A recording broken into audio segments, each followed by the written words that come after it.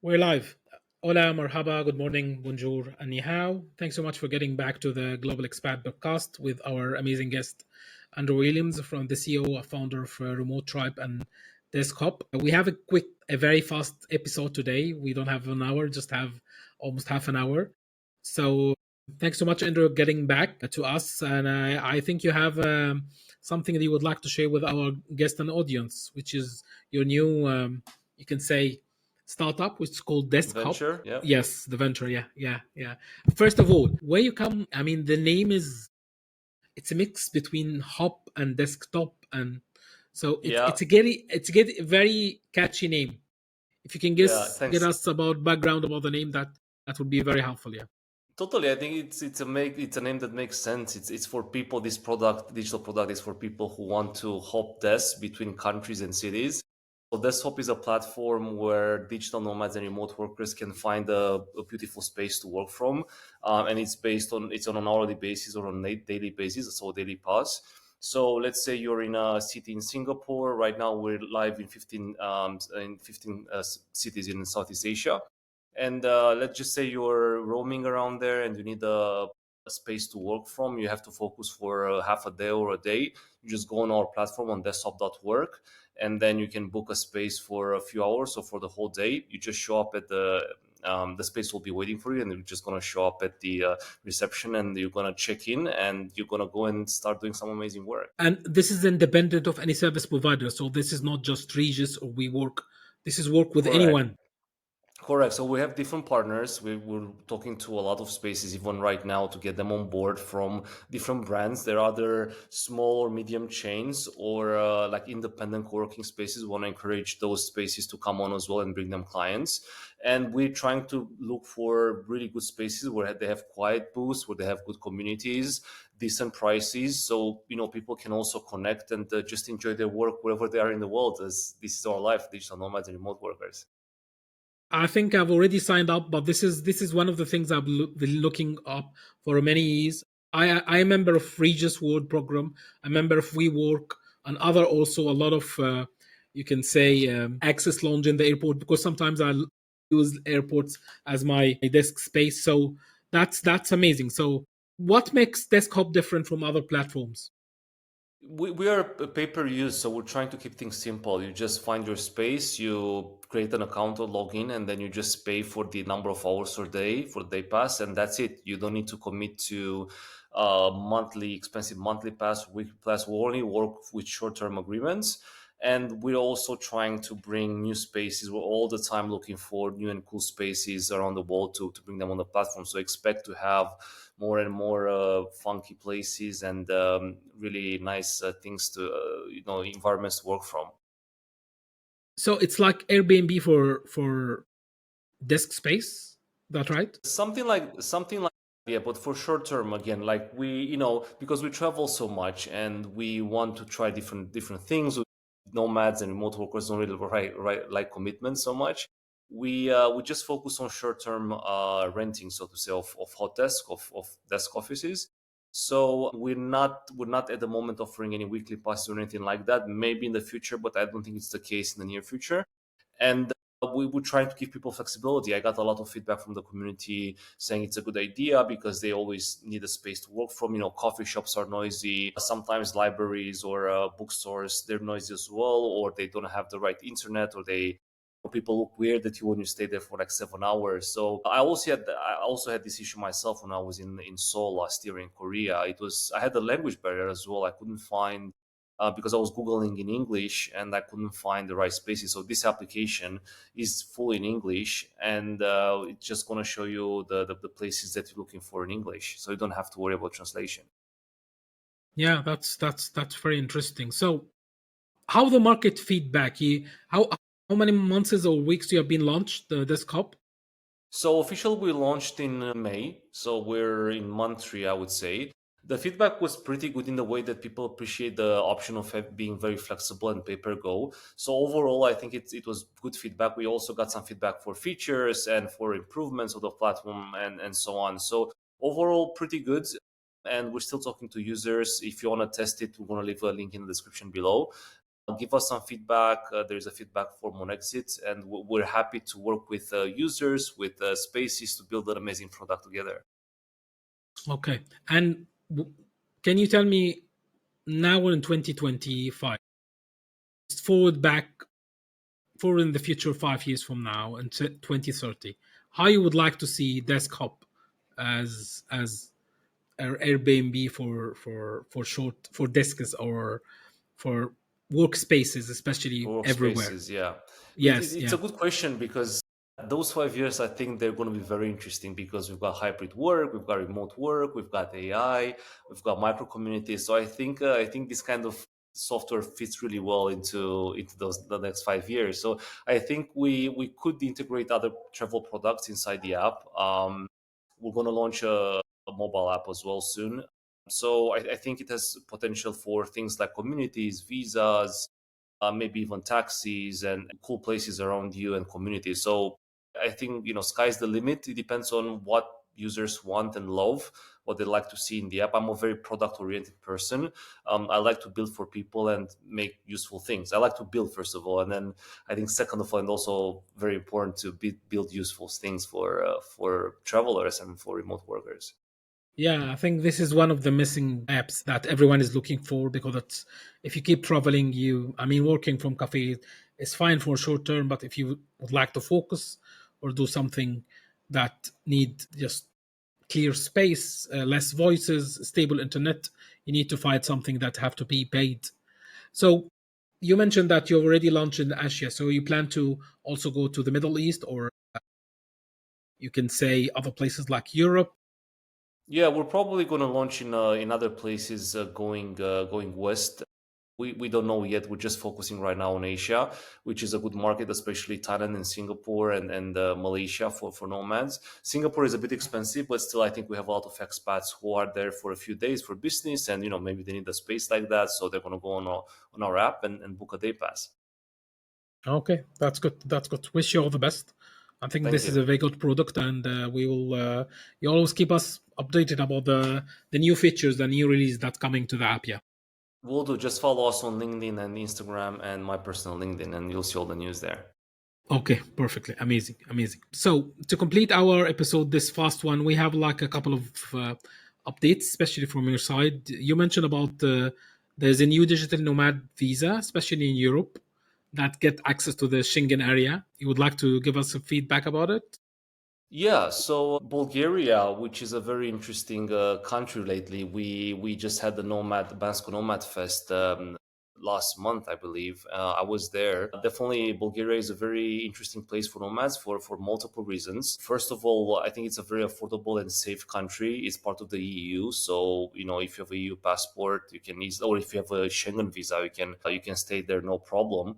And they literally just launched a new visa as well, called the Digital Nomad Visa. They joined a family of other, I don't know, maybe over 20 countries that have this visa. So Slovenia was one of the last ones in Europe to launch it. And I think it's a very good proposition for a few reasons. And please, jump on if you want to add more things. But Bulgaria has a really interesting tax system. It has a 10% tax on, I think it's on profit, right? Mo, if I'm not wrong. Flat rate, yes. They have Flat different rate. aspect. Yes, yeah, which is very good, attractive for entrepreneurs and people who would especially work remotely. It is not a hot destinations for businesses or remote, but with the Nomad conference that been running almost 5 years now. How many is Yes. I the think it's at least four. I think it's at least yeah, four after years. COVID? Yes, yeah, they Yes. started as the small village and now it's global nomad destination. Yeah, so it's getting a lot of the only interesting point I've seen the Bulgaria digital nomad visas is that Bulgaria have joined, Romania and Bulgaria have joined now the Schengen area, and Cyprus will follow very soon. So Mm-hmm. the idea that you can have a visa access to a Schengen zone country that will give you access to more than 180 days or in 90 days, depending on your what passport you have. And this is one Correct. of the advantage of having that. And also, if you would like to set up a business or open a bank account or have a local, you can say even a virtual place to mention this is my global headquarter or where actually I do business, because people still, regulations and all over the world, it's very hard to say I keep traveling between countries, I don't have a base. So using Bulgaria will be one of the, and it's also a very affordable country. It's have Exactly. good weather, good food, lifestyle is different. It's not as you can say crowded in like in Greece or in Turkey, but Correct. they have a different vibes. Yeah, And let me add a few things more. So I actually realized whilst I was in Bansko that Bansko is, first of all, there are quite a few expats there living because of the tax system. So again, you've got 10% corporate tax, and I think personal income tax is also 10%. So in total, you would be paying 20%. So you've got a lot of Americans and other Europeans who move there. They have a base, and then they travel from there just for tax reasons. Also, can so you've got community covered. There are a few co-living spaces, quite a few co-working spaces in Bansko. Also, you can ski in the winter, you can do hikes in the summer. Summer is emptier, you can get good prices. Most of the hotel and the apart hotels, they have sauna facilities, they have a swimming pool. So it's an amazing value for money, especially in the summer when it's off season. But actually, summer can be season there when we have the conference, for example. And by the way, I encourage everyone to come to the Digital Nomad Fest in Bansko, because you meet a lot of amazing people, and then it's during summer, so we've got a lot of activities.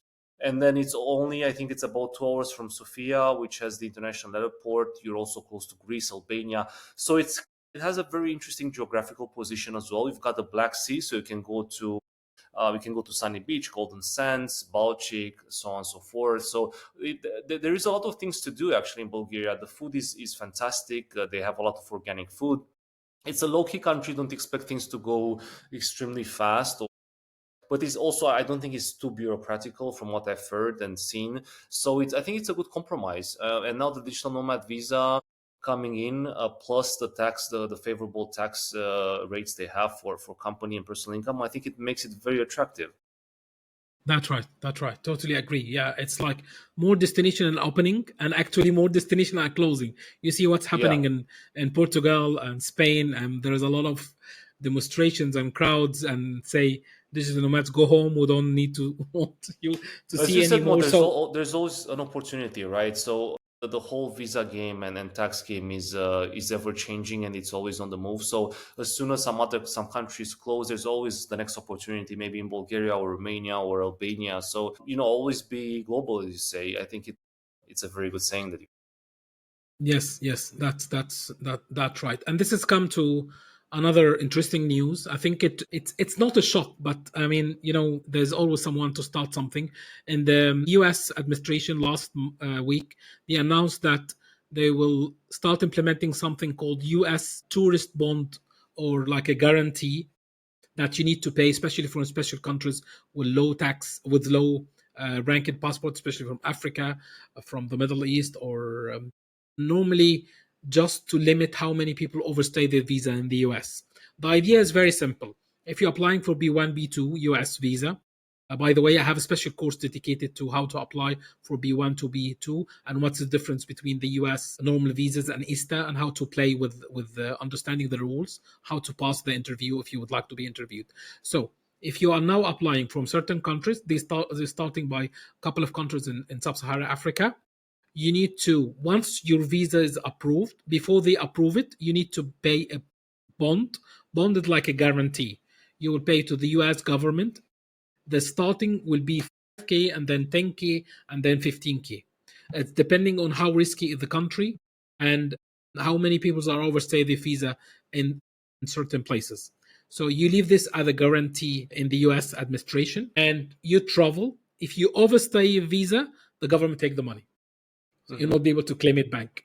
If you follow the visa rules and regulations, and for example, if the visa officer, when you get entry admitted to the US, they give you like 3 weeks or 2 months. If you overstay this time, the time you are violating your visa rules, and they'll not be able to claim And more, the I money guess, let back. me ask you straight off the bat. I guess this doesn't apply to European or UK citizens. It's No, only for no, no.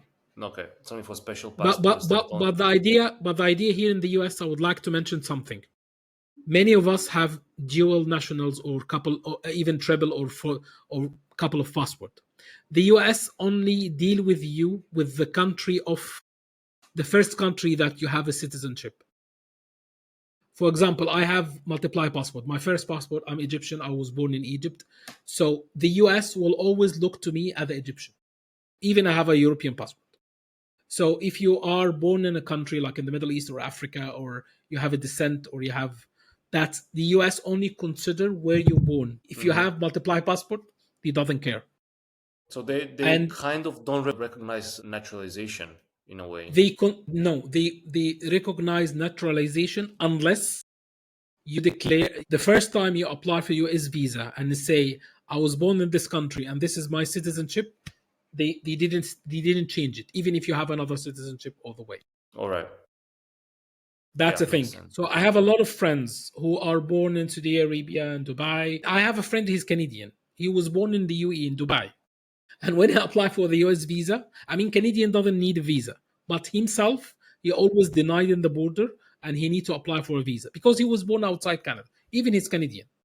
So they have this soil idea that if you're born in another country, even if you're not citizenship of the country, they consider you from the country unless you have to prove.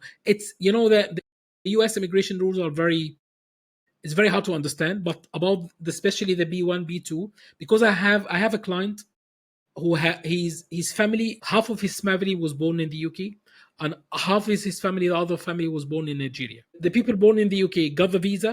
The people born in Nigeria rejected. Even they are the same family. They're applying together. Yeah, All of them have interesting. UK passport. So So more, let me ask you why. What do you think it's the pros and cons here? So of this new visa, should people be excited? Should people be worried? it's I think it's not just about exciting, but once the US announced something, other countries will follow. There's like an intelligence alliance between something called Five Eyes between the US, Canada, EU, Australia, New Zealand. This alliance of sharing information, especially visas and moving borders. Once a country implemented, the US is still in trial. The visa bond thing will be in trial. I think other countries like the UK, the Canada, maybe the EU in the future will implement something like this to limit how many people are overstaying their visas. And by the way, 25 years ago, I have a friend who traveled to Dubai. At this time, they need to have a visa to Dubai. So they pay the travel agent a guarantee. At this time was just 1K USD. So it was not an official way long time ago, but now it's coming back. Hmm. War now, this is like shift in you know from 20 from starting after the year 2000 till 2020, the world was open. Hmm. We used to have the open borders, open skies, open. Now after especially COVID, we start seeing another trend that they will be limiting about the movement of people. So the bond, other countries or other regions could start copying this. So the only option that you have right now is to always have a backup option, have another passport, have another residency, because you never know when you need it, especially if you're doing your business on a global scale. If you would like to access a lot of going back and forth to the US and you're just depending on the B1, B2 visa, that's not reliable anymore because Hmm. there is a lot of restrictions and changes in the rules. For a very simple amount of money, you can apply for something called E2 visa or O1 visa if you are qualified, and you can get unlimited access to the US, and you will not be asked to renew like going interviews, or your visa could be revoked or anything. The same thing to the EU and the UK and other places. If you get an access to the country or a region and you have the options and you have the fund to invest it, just do it. That will be like a building your global portfolio and always look ahead to the trends that's happening in the market. One more thing I would like to say before we close this episode, that the citizenship by investment, especially in the Caribbean, the five Caribbean, they're thinking about implementing a new rule that you'll not be able to get the citizenship unless you spend at least 60 days or 90 days at the qualifying period before we grant you the citizenship. That's it. So That's also, that's it. Just 60 days, let's say maximum during a few years. It's not that bad, is yeah, it? it's not that bad, but this is before granting the citizenship. Yeah.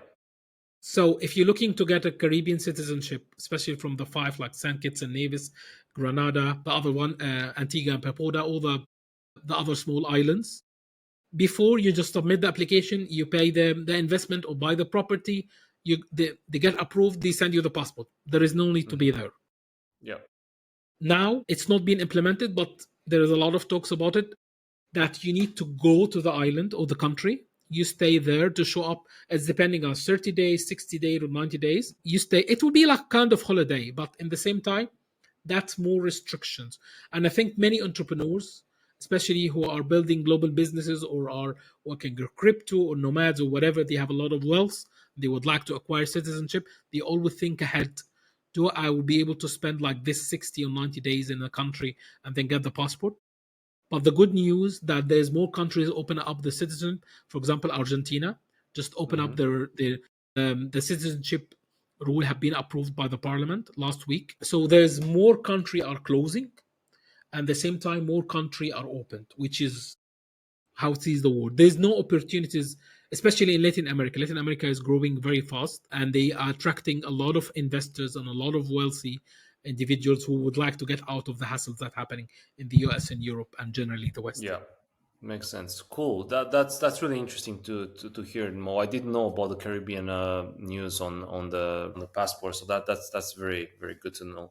Mo, so I know you're teaching some courses. You've got some communities. Maybe you can leave some links in the description so people can join your community or buy the course, because you definitely have a lot of good information for our audience as well. So we're gonna do the same. Yes, definitely, definitely, yeah, yeah. And maybe we're thinking we have a course together that could be in tax and nomadism. So we'll keep you posted as always. Totally. Yeah, yeah. We'll stay in touch. Thanks a lot, Mo. Have a great Okay, day. thank you, Andrew. I appreciate it. Thank you, thank you. Bye bye. Thanks so much for watching, and stay global, my friends.